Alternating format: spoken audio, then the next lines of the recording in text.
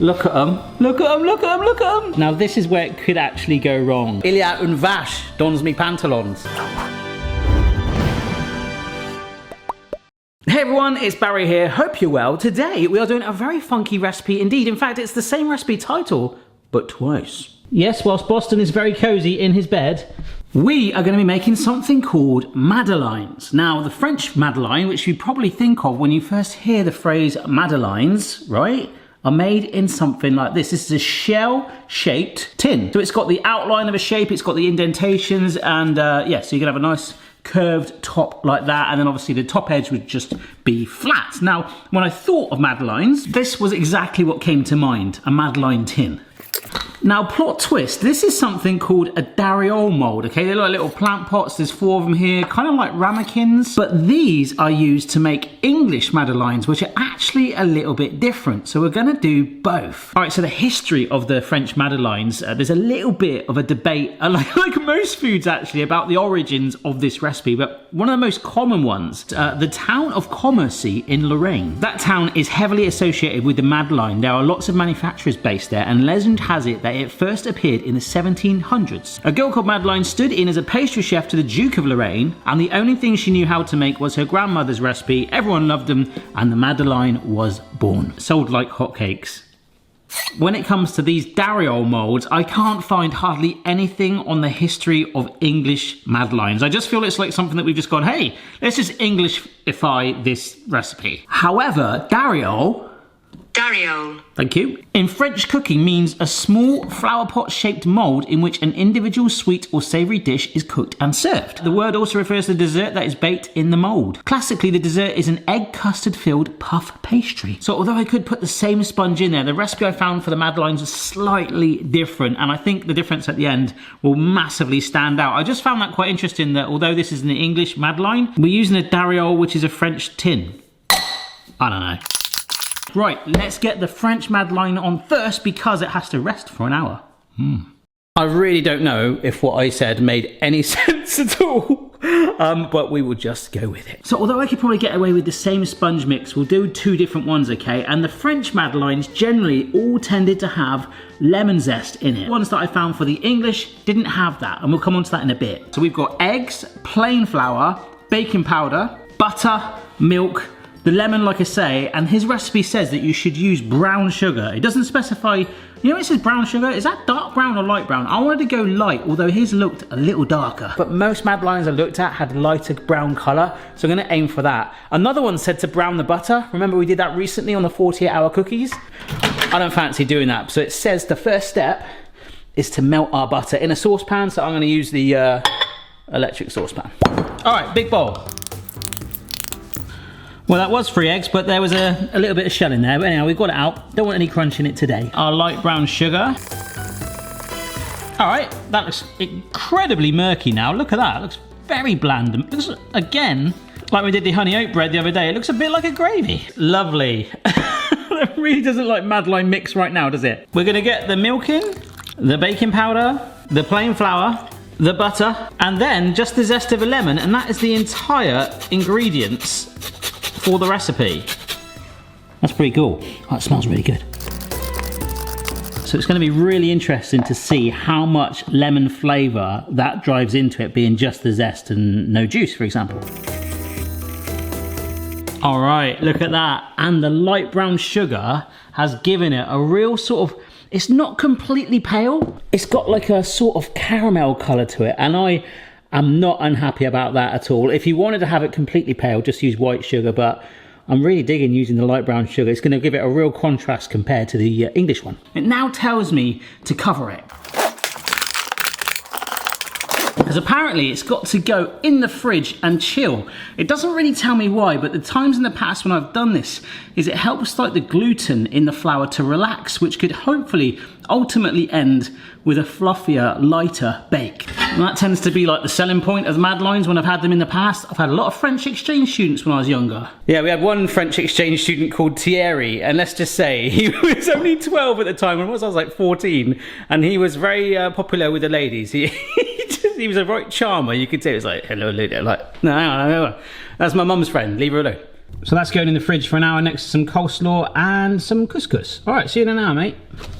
So the really cool thing for me is I've managed to wash up all the bowls that I used before, well, apart from the one in the fridge, to make the English version. So with that, again, we've got some butter, except this time we're not melting it. We've got self-raising flour, aka baking flour, I believe. Is it baking flour or cake flour? I'm sure it's baking flour, but I've just Googled it and now it's coming up self-rising flour. I have never heard of that before. All right, so self-rising flour. I quite like that. Let's just take the A out of raising and we'll have it the same thing. So rather than 3 eggs, we've got 2. We've got baking powder again and some sugar. Now it called for golden castor sugar, which is a little bit more expensive than castor sugar. And I only ever used it when I did cheap versus steep baking videos. And it is slightly more light brown sugar-esque in color, but I'm gonna stay true to this. I'm gonna have castor sugar, I think. It's gonna get masked with more sugar and you'll see why later anyway. And the other thing, rather than lemon zest, we are using some vanilla extract. So it is more of a classic sponge. All right, so let's take a big old bowl and take a slightly smaller bowl for no reason other than for me to show you a step.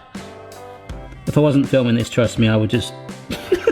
And we add in the sugar, okay? So we've got a huge big old bowl. And all I'm doing is creaming that together until it's nice and fluffy. You might think, oh yeah, it's at that scrambled egg stage, that's all right. No, keep going please. All right, so that is a lot better. It's less scrambled eggy and more kind of fluffy. We've whipped it together and creamed it. It just has like a creamy, more appearance now. Nice. So now we can just add everything else in. So in goes that self-raising flour, baking powder, the eggs, and the vanilla. And you gotta admit, that is very similar color. It's just a little bit paler, but hey, I'm happy with that. And that is it, all done. All right, so I was planning on baking them both at the same time. They both go in an oven of 180 fan, 200C or equivalent. And I was thinking, yes, we can do this, but the baking times are actually slightly different. The English Madeleines go in for slightly less, and then they have some more work done. So I'd hate to have to take it out and, like, I don't know, affect the rise of the other one or in some way. So we'll finish off these English ones because they need some more stuff to do anyway. And in fact, it's probably a good thing because the French one stays in the fridge a little bit longer. I don't want to brag about my French, but I think the cake batter in there, being in there a little bit longer, it's going to probably come out and be like, bon.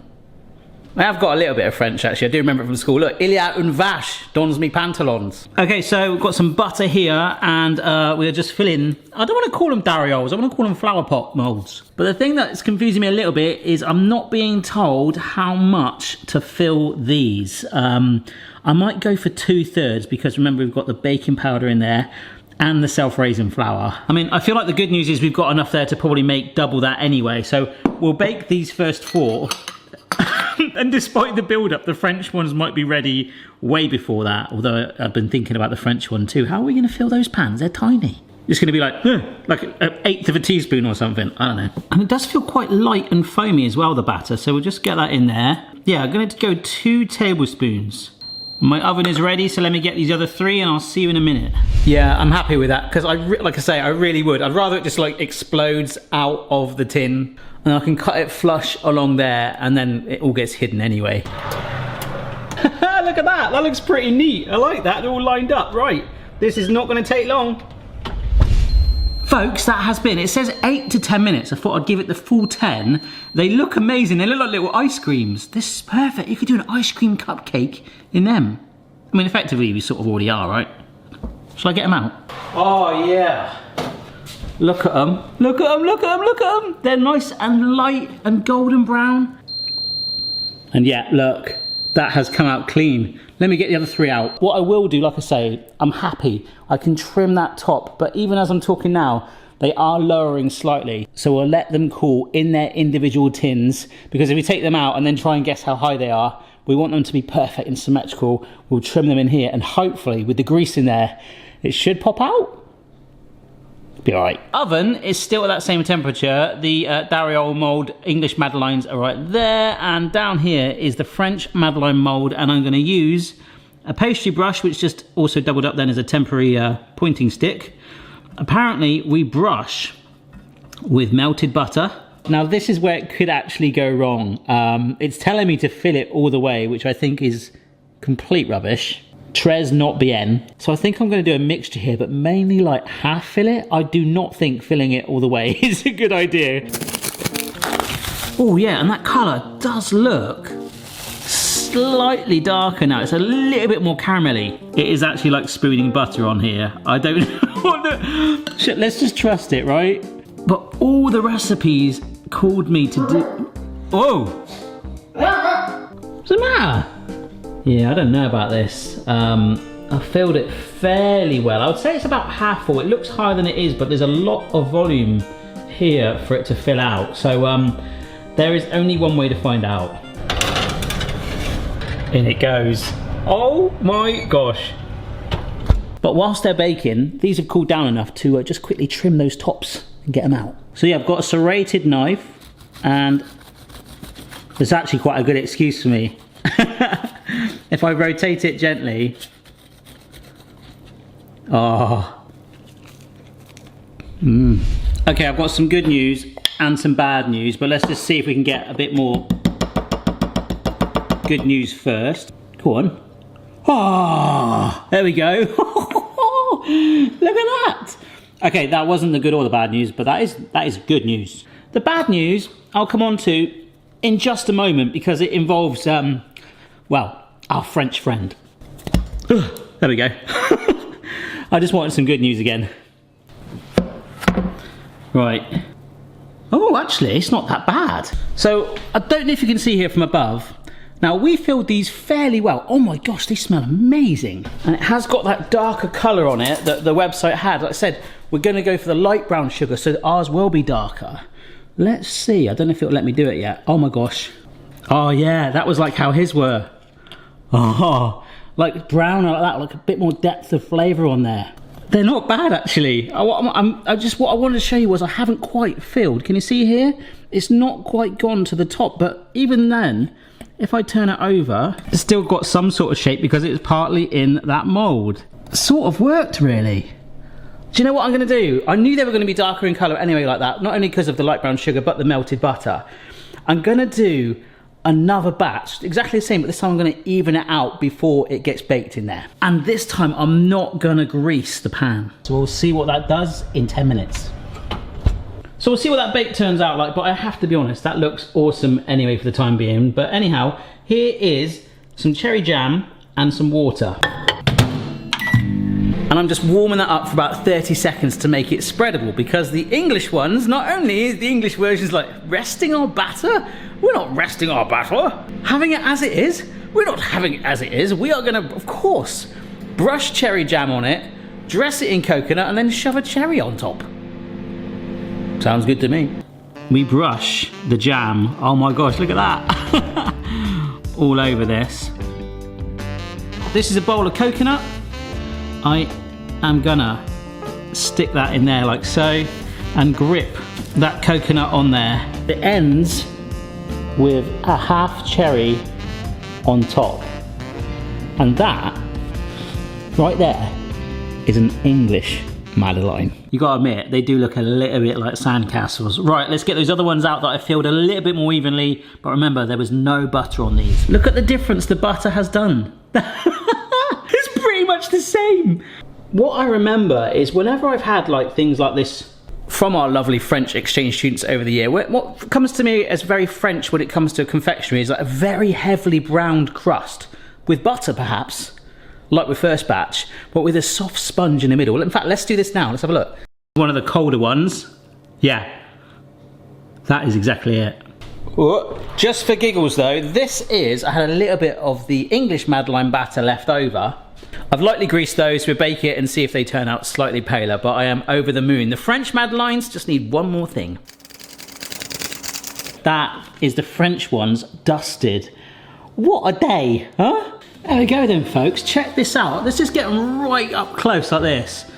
Really speckly either way. You've got the speckled Dalek looking coconut plant pots with a cherry on top. That is very English. And you can just about see those lines of those shells on the classic French style one, and dusting it really does just take it down a notch slightly in terms of the intensity.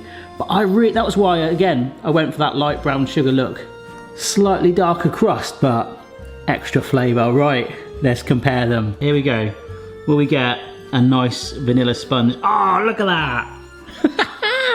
is awesome. Look at it. Oh, nice delicate sponge. I mean, we've already seen, yeah. Oh my goodness. Take the French one first of all. Like a pillow.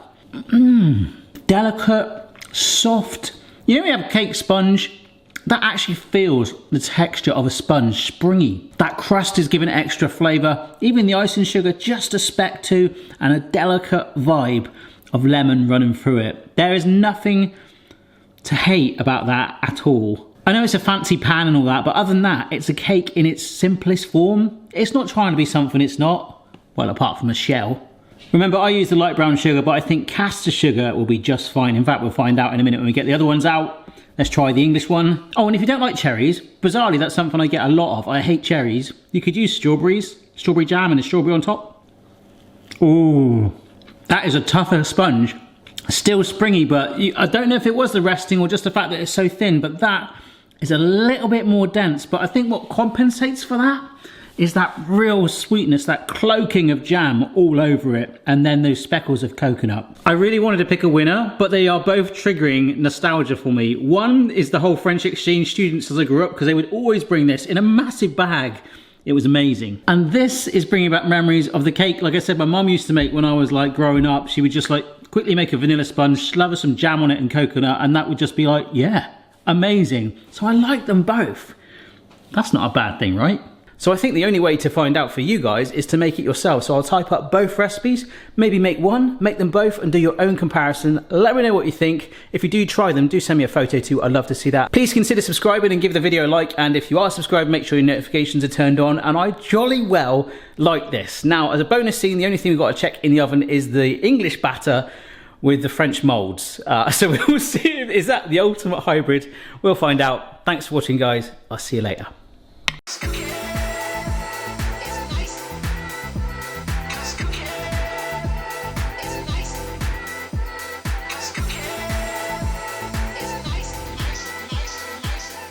All right, folks, these are the English batter ones in the French pan with the melted butter drizzled on. And you saw how vanilla that mix was. Look at that. It is just as browned on the outside. So I don't know if I'm where I'm getting it from, but I always had visions of it sometimes being more vanilla, but that is not a bad thing. Ultimately, whether you do that hybrid, don't do that. One of these, it is just cake and it is all good. See you later. It's like a lemon sponge. It is. Very nice. Okay, French one done. Oh, I prefer these ones. Do you? Yeah, these are really nice. See, I wanted to say that, but I didn't want to be biased. Oh. Because I like the simplicity of the French ones as well, so. Yeah. All right. These are good. Conclusion, Mrs. B, we'll have the English. I'll take anything.